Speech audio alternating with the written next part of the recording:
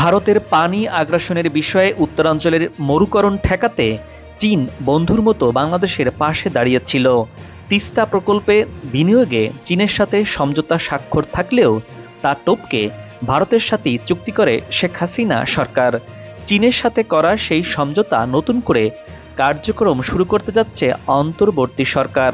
তিস্তা প্রকল্পে চীনের আগ্রহকে ভারত সবসময় বিরোধিতা করে আসছে।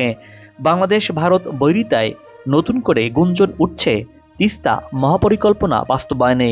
কি আছে তিস্তার ভাগ্যে, কোন দিকে যাচ্ছে তিস্তা প্রকল্প, জানাবো বিস্তারিত। সিকিম ও পশ্চিমবঙ্গের ওপর দিয়ে প্রবাহিত হবার পর বাংলাদেশে প্রবেশ করে তিস্তা ব্রহ্মপুত্র নদের সঙ্গে মিলিত হয়েছে।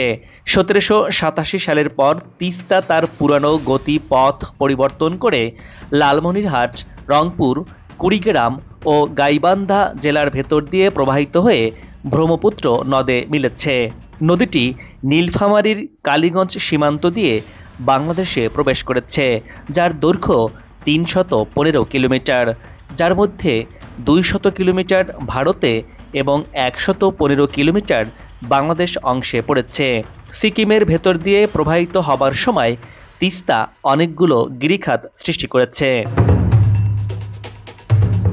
তিস্তার উৎপত্তি স্থলের পর থেকে এই নদীর প্রবাহ বাধাগ্রস্ত করতে একের পর এক প্রকল্প নিয়েছে ভারত। বিশেষ করে পশ্চিমবঙ্গে এই নদীর পানি ধরে রাখতে গজলডোবা বাঁধ নির্মাণ করেছে দেশটি। ১৯৯৮ সালে বাংলাদেশ সীমান্তের ৬০ কিলোমিটার উজানে ভারত সরকার এই বাঁধ নির্মাণ করে। মূলত এই গজলডোবা ব্যারেজের মাধ্যমে তিস্তা নদীর নিয়ন্ত্রণ ভারতের হাতে চলে যায়। এই বাঁধে ৫৪টি ফটক রয়েছে, যা বন্ধ করে তিস্তা মূল প্রবাহ থেকে পানি ভারতের পশ্চিমবঙ্গের বিভিন্ন খাতে পুনর্বাহিত করা হয়। শুধু এটি নয়, তিস্তার উজানে আরও পরিকল্পিত ১৫টি প্রকল্প রয়েছে, যা পানি প্রবাহ বাধা দেয়। তিস্তা নদীর ভারতীয় অংশে গজলডোবায় স্থাপিত বাঁধের কারণে নদীটির বাংলাদেশ অংশে বর্ষা মৌসুমে যেমন নদীর জলে ভাসিয়ে দেয়, তেমনি শুষ্ক মৌসুমে খরায় ভোগায় এই অঞ্চলের জনপদকে। গেল ২০১৪ সাল থেকে ভারত একতরফাভাবে তিস্তার পানি প্রত্যাহার করেছে। ফলে শুষ্ক মৌসুমে নদীটি একেবারেই শুকিয়ে যায়, রূপ নেয় বিরান চরাঞ্চলে। ধুধু বালুময় নদী যেমন খা খা করতে থাকে। ভরা বর্ষায় তিস্তা আর শুষ্ক মৌসুমের তিস্তা ভিন্নভাবে ধরা দেয়। আর এতে করে তিস্তা নদীর ওপর বাংলাদেশ ন্যায্য অধিকার থেকে বঞ্চিত। বাংলাদেশের উজানে একের পর এক বাঁধ দিয়ে ভারত তিস্তার পানি সরিয়ে নেওয়া আর বর্ষা মৌসুমে বাঁধ খুলে দিয়ে বাংলাদেশকে অকাল বন্যায় ভাসানো যেন রীতি হয়ে গেছে। এতে হতভাগা তিস্তা পাড় তথা এদেশের মানুষ। পানি না থাকার কারণে কৃষিভিত্তিক উত্তরাঞ্চলের কৃষিকাজ ব্যাপকভাবে ব্যাহত হচ্ছে।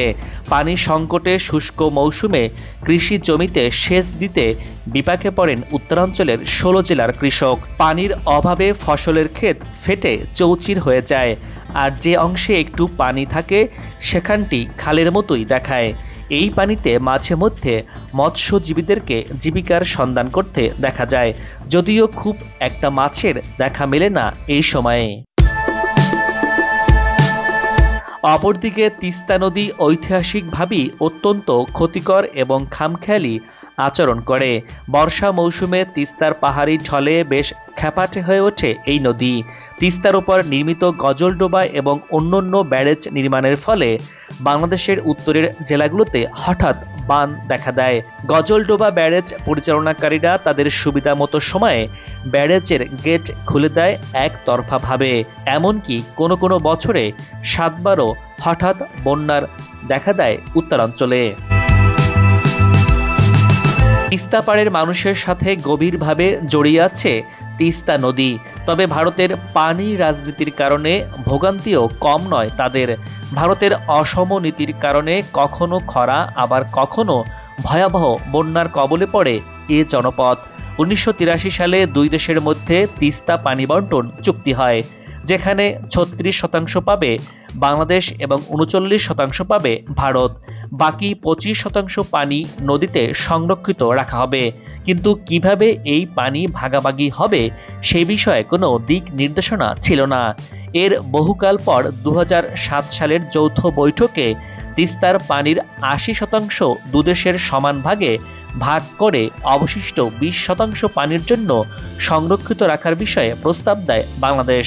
তবে ভারত এই প্রস্তাবে অসম্মতি জানায়। বিদায়ী আওয়ামী লীগ সরকারের সঙ্গে ভারতের দ্বিপাক্ষিক সম্পর্ক ভালো হওয়া সত্ত্বেও এ সমস্যা সুরাহা না হওয়ায় বাংলাদেশিদের মনে একটা আঘাতের জায়গা রয়ে যায়। বিশ্লেষকরা বলছেন, ভারতের অনীহা এবং অসহযোগিতার কারণেই দশকের পর দশক ধরে ঝুলে রয়েছে তিস্তার পানি চুক্তি।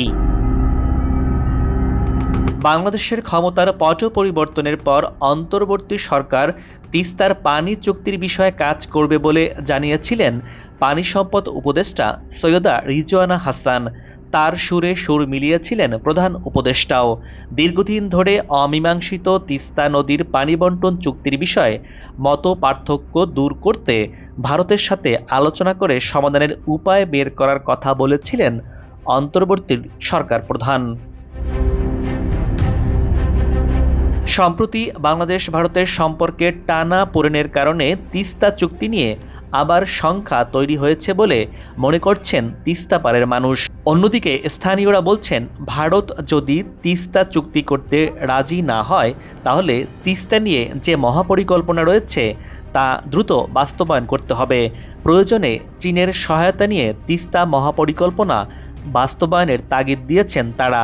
দর্শক, তিস্তা মহাপরিকল্পনায় কি রয়েছে, আবার এই পরিকল্পনা বাস্তবায়নে চীন কি বলছে, এই প্রকল্প চীনকে দিয়ে বাস্তবায়ন করলে ভারতের কি হবে, এ বিষয়ে সমীকরণ মেলানো যাক। ২০১৬ সালে চীনের প্রেসিডেন্ট শি জিনপিং ঢাকা সফরের সময় তিস্তা পরিকল্পনার কথা শোনা যায়।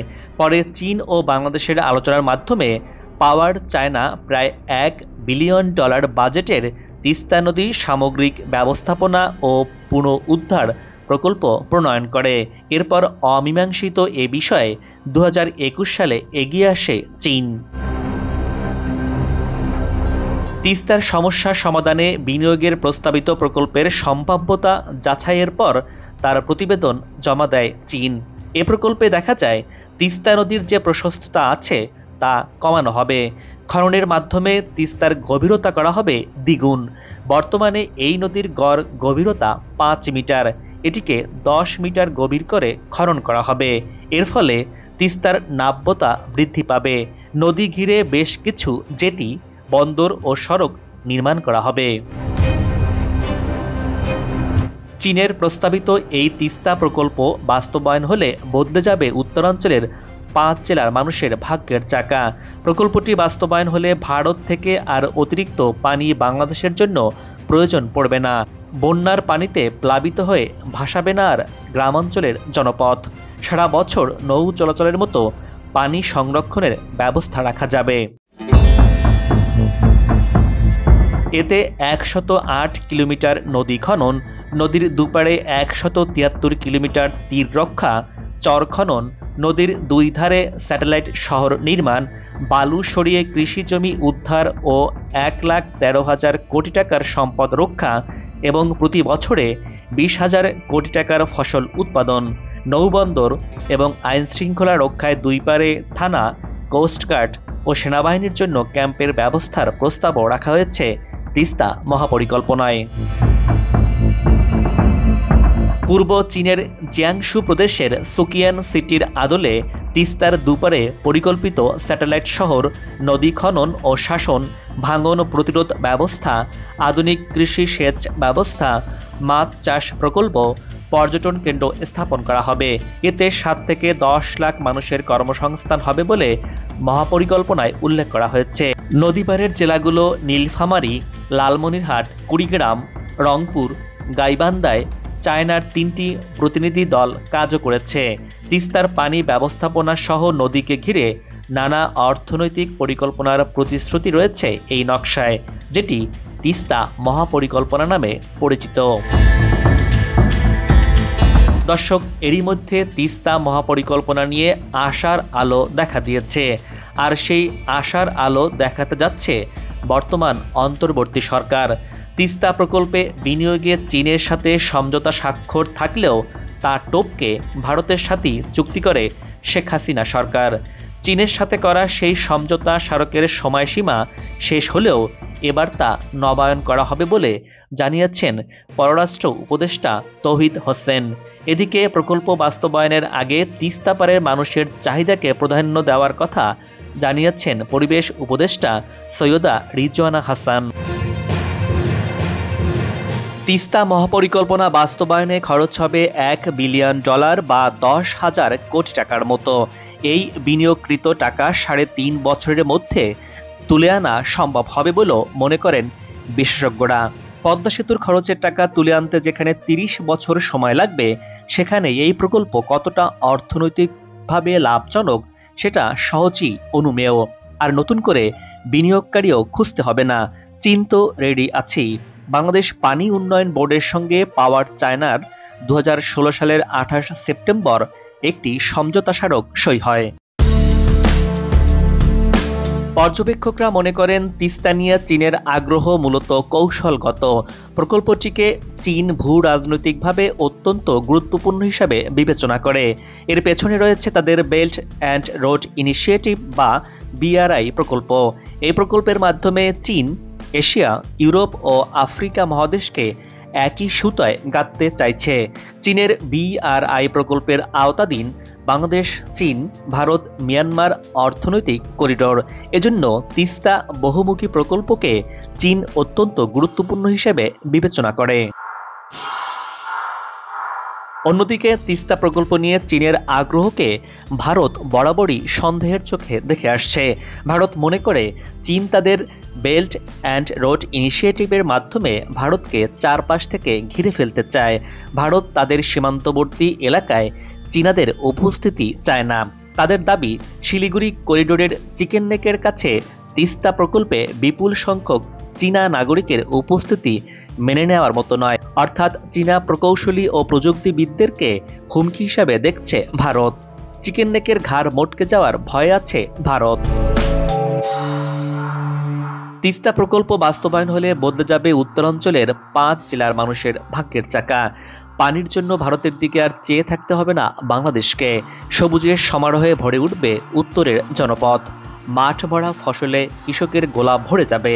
ব্যাপক অর্থনৈতিক কর্মকাণ্ড বাড়বে এই অঞ্চলে, যা এদেশের সবচেয়ে দারিদ্র্যপীড়িত উত্তর পশ্চিমাঞ্চলের জনজীবনে এক যুগান্তকারী বিপ্লব ঘটে যাবে।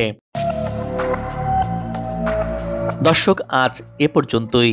আগামীতে আবারও দেখা হবে নতুন কোনো ভিডিও চিত্র নিয়ে। ভিডিওটি কেমন লাগলো আপনার মূল্যবান মতামত জানিয়ে কমেন্টস করে ভিডিওটি শেয়ার করতে পারেন। ভালো থাকুন, নিরাপদে থাকুন এবং সাথেই থাকুন।